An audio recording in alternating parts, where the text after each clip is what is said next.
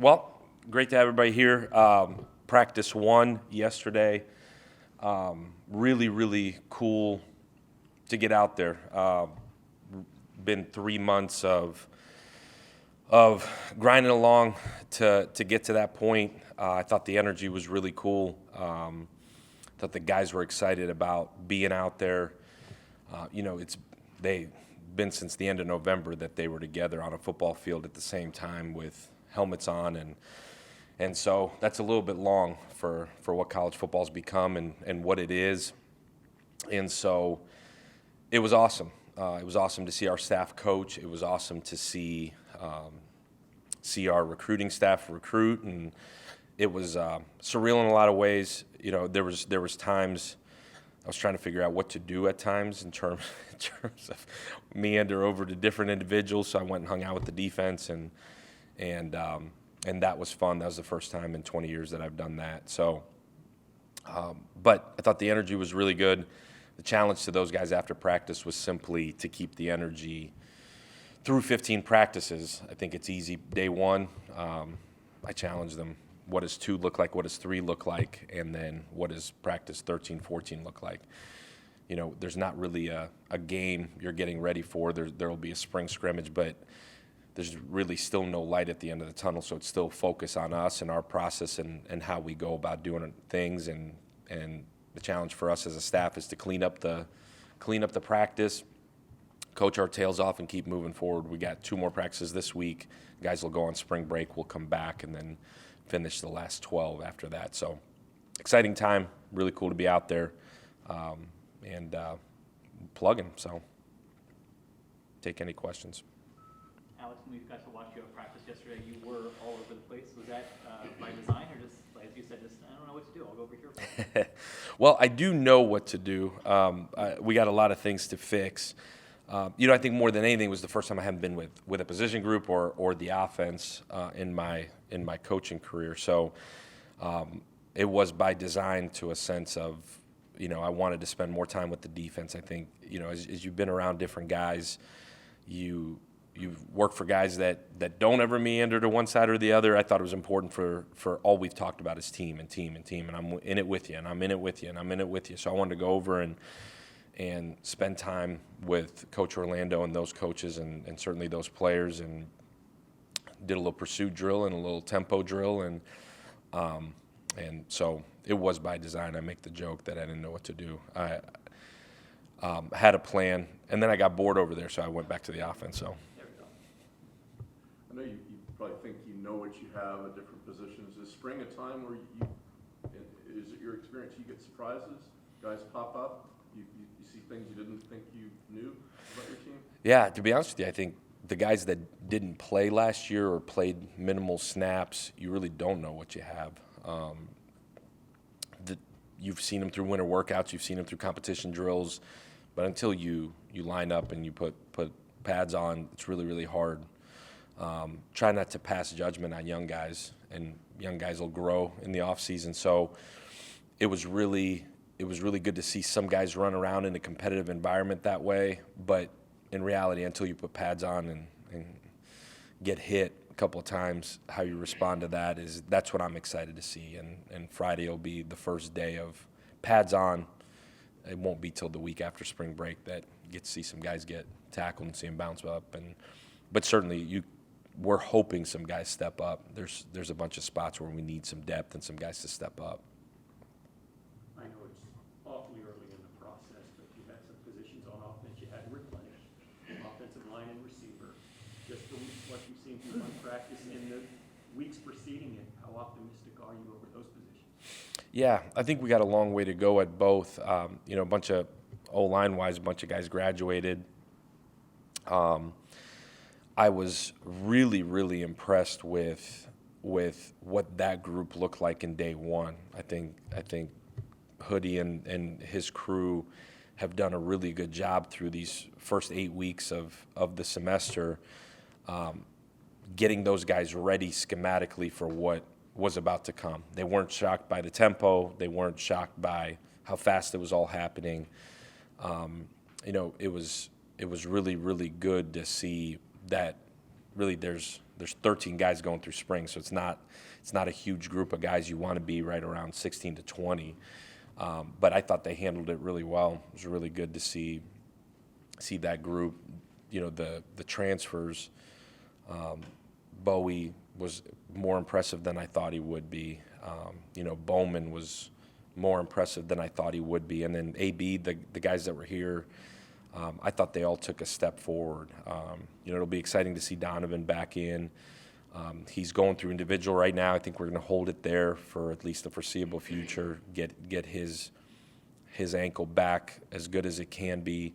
It's not worth taking a whole lot of risk there right now, but he's going through all of the mental stuff, going through all of the individual, everything where he can't get rolled up on, he's going through, which, according to our medical staff's ahead of schedule, which is awesome. And but you know, I thought R.J. Perry at times flashed. Like I said, AB flashed. I mean, Nikola Milovic, like for a freshman from Serbia, I was really, really impressed with him. But really that whole group, I thought, did a really good job. Again, no pads on. So you're seeing how fast they're playing. You're seeing guys come off the ball, but you're not finishing anybody. You know, from a pass pro standpoint, or guys running by you, or guys just running free. Didn't see that. So I was really impressed with that group. The second part of your question, the receiver group, I think in what we do on offense, that is generally the group that's going to take a second. It is happening really fast, like really fast for those guys. So I would say probably hold judgment here for a couple of weeks and see that group. It's not a very thick group. We've got 3 more guys, young guys that are coming in May, which will give us some more depth. But it was as thin of a group, you know, with Ajo is limited right now, and Chaffrey's limited. You're not, once you get past the initial first group, you're searching a little bit. So. The Board of Trustees passed the design build agreement on the on-campus stadium today. Your thoughts on that step forward with that? Yeah, I think really, really big, that initial approval. Brian, first time anything's actually been officially approved for that financially. So that thing's going to be up, be right there. And we're going to open in 26 in there. As much as I've pushed to get it done as fast as we can, you know, my hope is the football complex, the operations building is ahead of that. But I think just another step towards the commitment that USF and our board are making towards putting that stadium on campus. I think it's the next step of our growth as a program. It's the next step of our growth as a university. And I actually, that image of kids waking up, doing whatever they do before a game and walking to that stadium, I think that's one of the coolest parts of college football is that, what it'll do for the community, what it'll do for the past 26 years of football players that came through here and built, through the good and the bad, built this place and can walk by there and tell their kiddos, I built that. You know, I was part of building that. So huge step. I know they got a long way to go in terms of breaking ground on it, but the design phase, we've sat through meetings now for 3 months. I've never thought about sun studies and canopies and fan experience like I have the last 3 months, but we got a team of guys and gals that are working through that. It is exciting. It is cool to be a part of building something like that. You know, will be there for a really long time. Does that help with recruitment? Yeah, you know, everybody asks, does it help with recruiting? I think what helps with recruiting is that they see a commitment towards growing. At the end of the day, that's what this indoor facility is. That's what the commitment to getting a staff in here of the caliber that we've been able to put together, the resources that have allowed us to hire a really big staff of a lot of really, really incredible people. So it's the commitment of all of that, buildings, people. I think that more so than actually breaking ground on a stadium. So I do keep saying, let's throw a crane out there and start swinging it around, and that'll really look like we're building a stadium. But you know, you try to be really positive about all of it. 'cause playing at Ray J is pretty cool too now. So it's not like that's a must need to go win. I think it's a must need for us to take the next step as a program. And you can describe that however you want, whatever that next step actually looks like. For me as the head football coach, our next step is to practice really well tomorrow. I think administratively and for a fan base and a university community, the next step is that stadium. Alex, what have those meetings been like? I mean, how dirty are you getting your hands in some of the nitty-gritty of the design part? Yeah, so I've sat through 3 of them, and then the rest, my chief of staff, Andrew Warsack, that's his project moving forward. He's gone through portions of it at places he's been, and so I've been a part of which way the stadium faces. I've been a part of what must you have from a fan experience, from a team experience, and then what must you have from a football operations building. I think that's been my job. Like, what do we have to have in terms of needs, wants, and like necessities?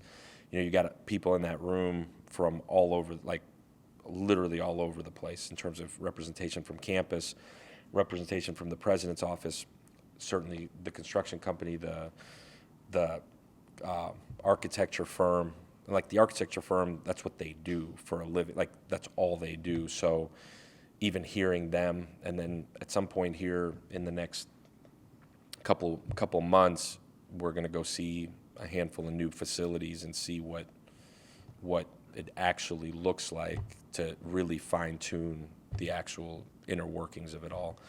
But in terms of the stadium, I'm not an expert. I know what I think we need, but there's people that way over my pay grade that's what they specialize in.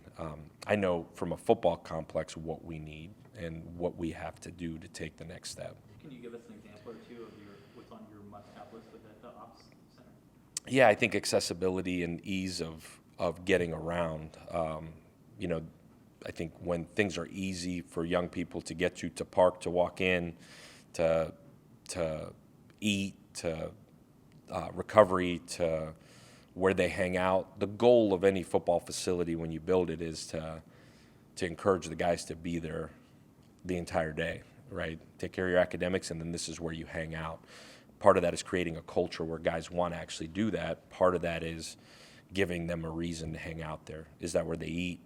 Can they recover there? Is there a place for them? Sleeping beds, salt beds, all of that.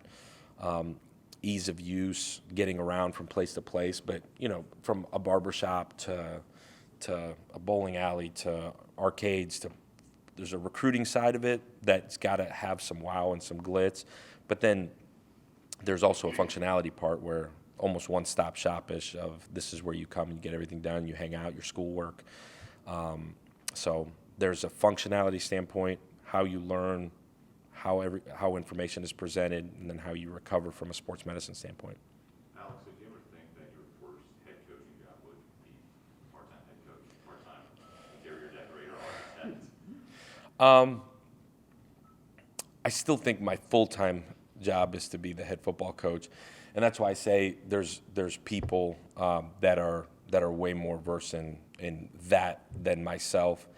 But I do think that the fact that you have input on it is pretty cool. The first time I sat down in that meeting, I knew what the meeting was about, but I had put zero thought. I was a month in to the job and literally had thought zero about the color of the exterior of a stadium. Then I have a little bit of time to think about it, and the next time I could come in and give a thought. But unless I know what I'm talking about, I've generally kept my thoughts to myself in those meetings. But no, I never thought that, no. You say you hope the ops center precedes the stadium? That's your goal? That would be the goal. Okay. Is there any reason to think that wouldn't happen, or what's the timetable or thought process on it right now? As you know? I just want to get that done as fast as we can. Again, recruiting there, I think functionality, just getting into a building that's really, really functional, I think would be the first step in recruiting at another level. You trying to have me call Will Weatherford out here, make sure it gets done? Will get it done.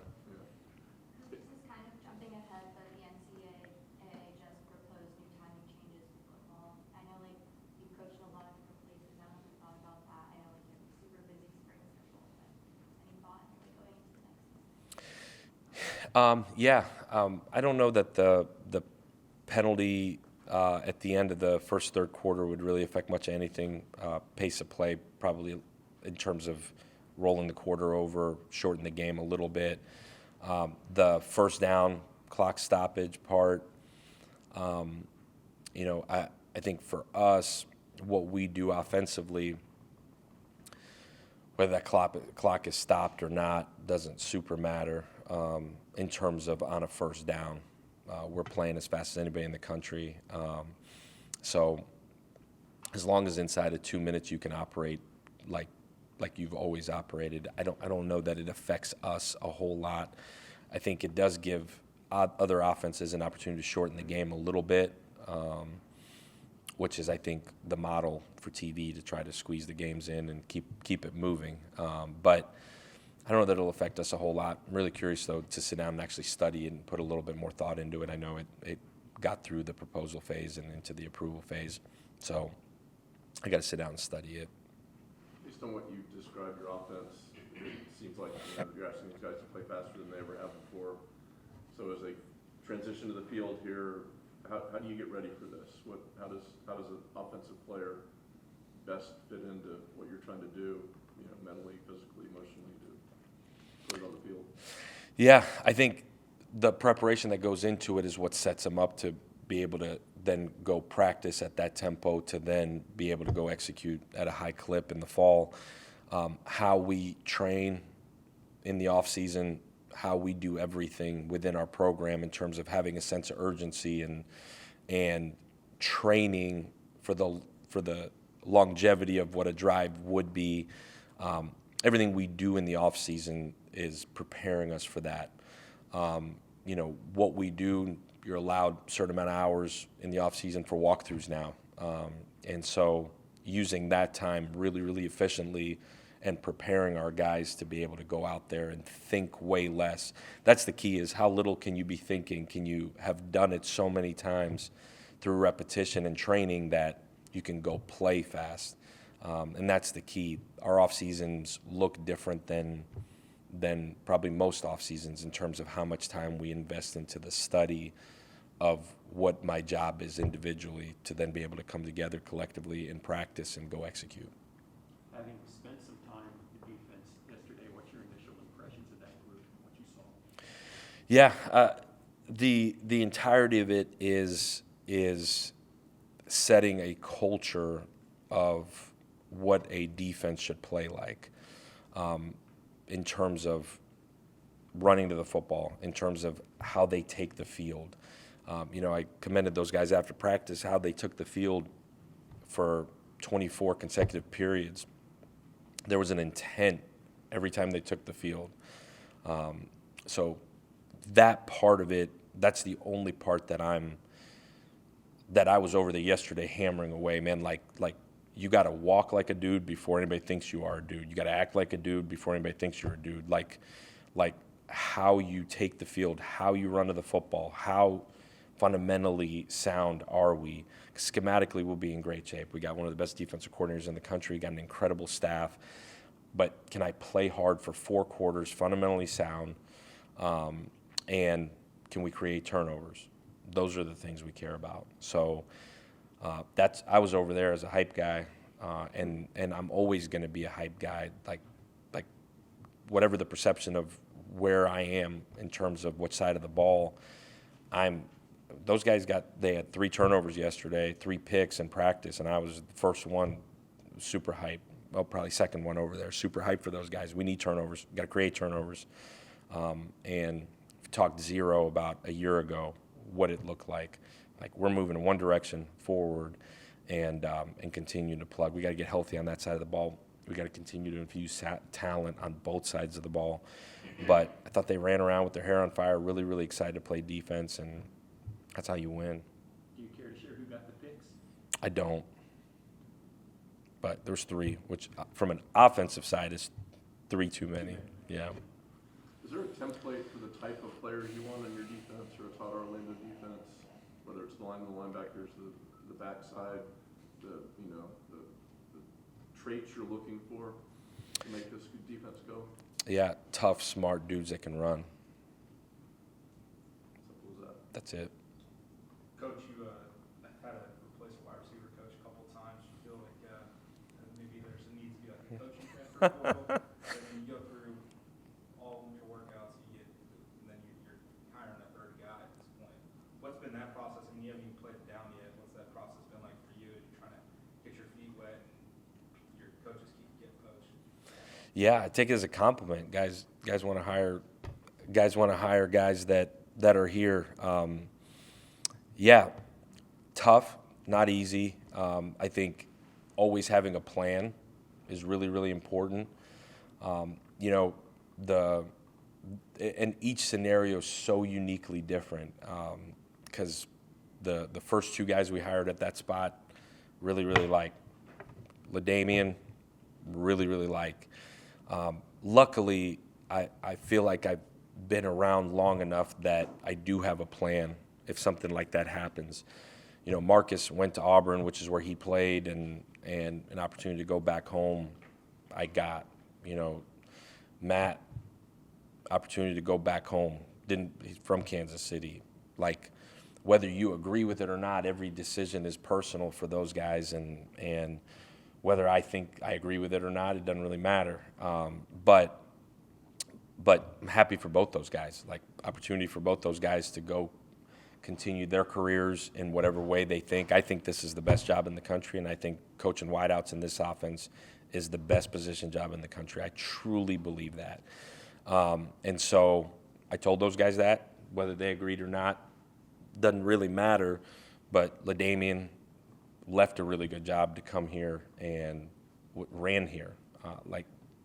Literally took one phone call and he was in. So I think who it really kind of sucks for is the kids. But they've been resilient through it. They've been through coaching changes now, and my hope is we're going to be consistently really good there. But just like anything else, I just left a job myself. You know what I mean? So, just like anything else, you get a little bit of adversity, you handle it, and you try to improve off of the adversity. I think we're in a really, really good spot with LD there, and guy that played for a really long time, guy that's really, really powerful in that room in terms of who he is as a man and who he is as a position coach, adds a ton of value, was in a similar system a year ago at Oklahoma, so he adds a lot of value in that regard. But I think if the question is, do we need a coach's transfer portal? Man, I'll probably stir some other stuff up here, but I'm really happy with where we got to at that point.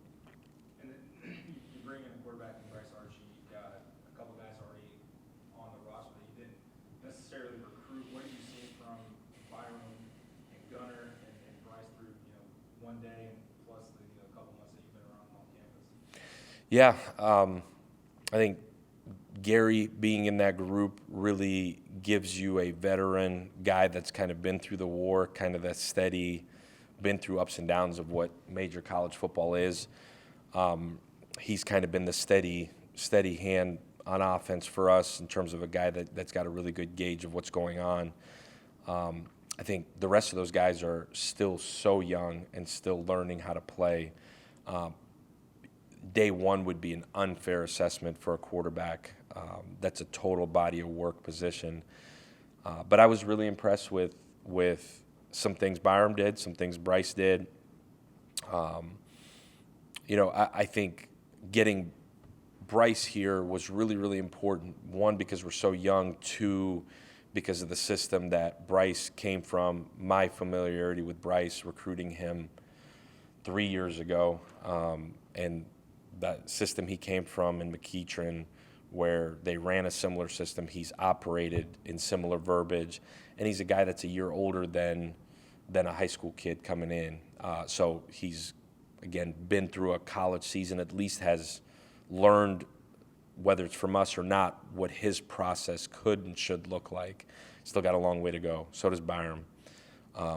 really all those guys do.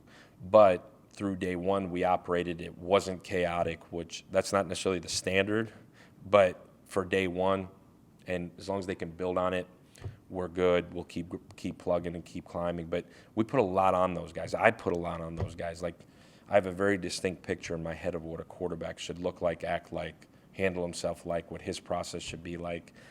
And that is very much to the elitist of elite standards of what you want as the guy, as the face of your program. For recruiting pitch, I think, and Nooker probably did a pretty good job for you. At the scouting combine, I said, he was asked about, Tennessee's one read offense, and he said, basically it's not my fault. The first read was open most of the time. Is that one of the better recruiting pitches that you could have for someone coming in as a quarterback or wide receiver? Like, hey, your first option is probably going to be open most of the time. Yeah, if it looks like that, like if it looks like your first option's open most of the time, then I'd say that's pretty good coaching. But in terms of a recruiting pitch, I mean, as guys get deeper into what we do, how we do it, that's simply not the case. If it was that simple, wouldn't be averaging 48 points a game. Somebody else would have figured it out on defense, right? So I think it's an incredible system. It's got to fit your players. Hendon Hooker is an incredible proponent of what a quarterback should be in terms of how he plays, but who he is, how he carries himself, how he represents his family, the University of Tennessee, certainly. That's a special dude. And I saw that question. I thought his smirk and little giggle was funny.